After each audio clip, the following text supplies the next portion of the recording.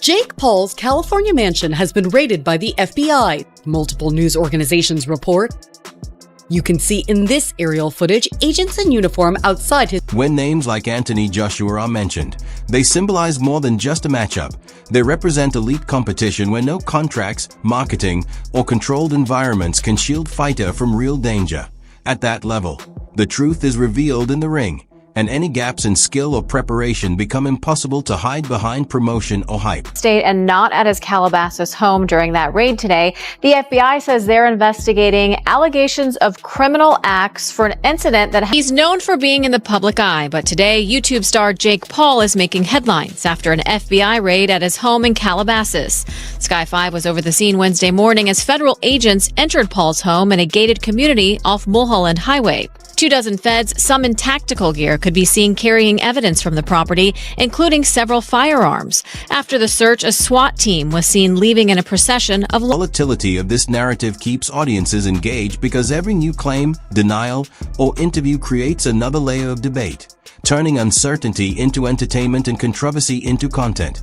As figures like Anthony Joshua, Floyd Mayweather Jr., or other major names are pulled into the conversation, speculation, authority, and unresolved questions fuel an ongoing cycle that drives attention across boxing and MMA media. Because of the weight difference in there, I only know one man that'll do the weight difference like that, and that's the Bronze Bomber. For me, in my opinion, I think it's scripted a little bit because, of the weight difference, and, Joshua is a former, champion. And also, he's current, he's active, and this is going to be the first time that we see Paul, fighting an active fighter. We seen the Mike Tyson, that was all fun, that was cute, It's fun and games and stuff, but now you're dealing with a...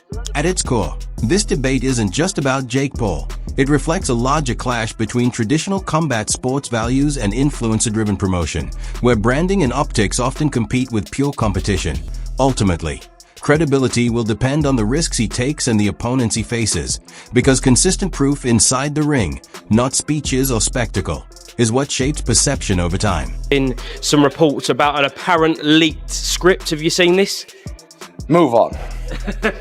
If people think that he's going to do a quick two-step and do this, and this, I hope he just goes out and takes his head clean off with the first punch and lets him know who Tommy Fury actually is. There's one interview, and I'm going to name it now, Lyndon Arthur, absolute fantastic, that man. I don't read that much on social media because it's all bullshit, but Lyndon Arthur, thank you very much. From me to you, you said something about Tommy being a proper fighter, can really punch, one of the hardest punches he's been in. Now, for Lyndon Arthur to go and say that, Lyndon Arthur is a proper hard, tough man. We all know that. So, Lyndon, respect, thank you. Debate around Jake Paul reflects concerns that spectacle and marketing now outweigh pure competition, especially as figures like Anthony Joshua, Deontay Wilder, and others enter the conversation, framing him as a symbol of the influencer era in combat sports. Did you start to take your foot off the gas just a little bit because you noticed he was tiring out? Yeah, definitely a bit. I wanted to give the fans a show, but I didn't want to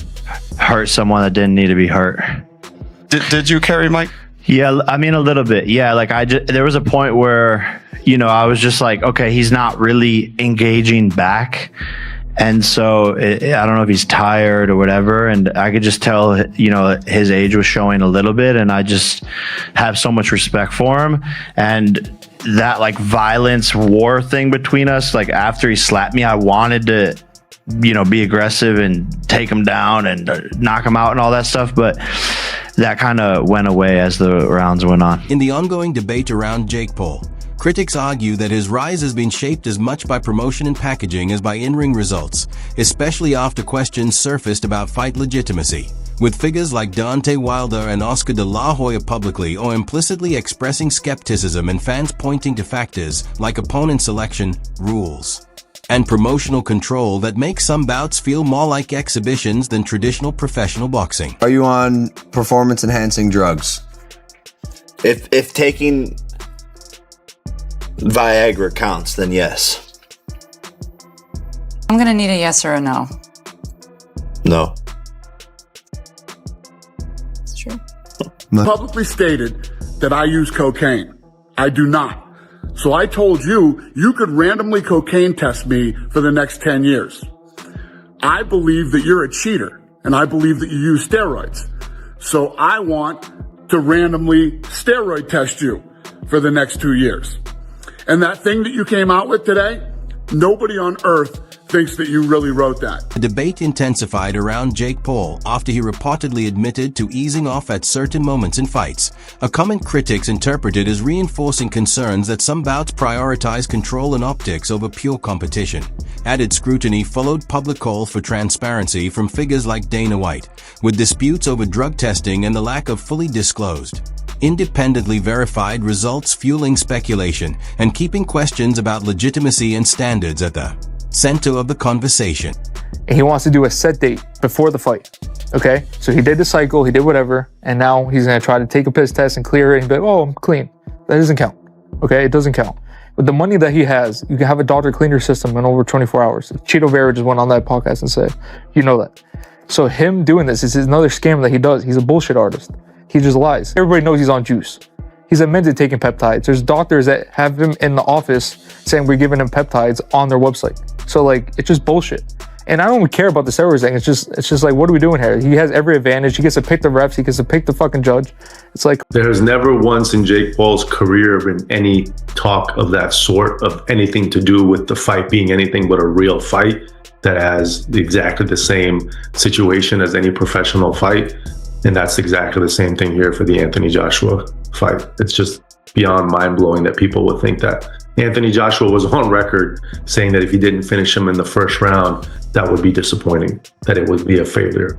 The narrative changed as we got closer to fight night and obviously post-fight, and I understand why, but they were pretty adamant it would take max 2 rounds. Medical commentary and online analysis, including voices like Jake Paul's critics and commentators such as Dylan Dennis, intensified scrutiny as fans question transparency around testing and performance, while MVP's legal warnings and defamation-based responses are typical in high-stakes promotion.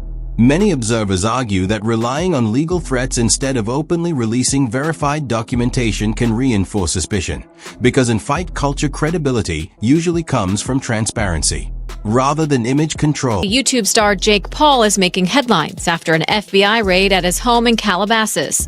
Sky 5 was over the scene Wednesday morning as federal agents entered Paul's home in a gated community off Mulholland Highway. 24 feds, some in tactical gear, could be seen carrying evidence from the property, including several firearms. After the search, a SWAT team was seen leaving in a procession of law enforcement. Dylan Dennis continued to stir controversy by posting images and commentary about Jake Paul, while criticism from Michael Bisping hit harder because it was measured and experience-based, arguing that Paul's opponents have often been retired, aging, or celebrity-level fighters, and pointing to his loss against Tommy Fury as evidence that legitimacy requires consistently facing prime, high-level competition.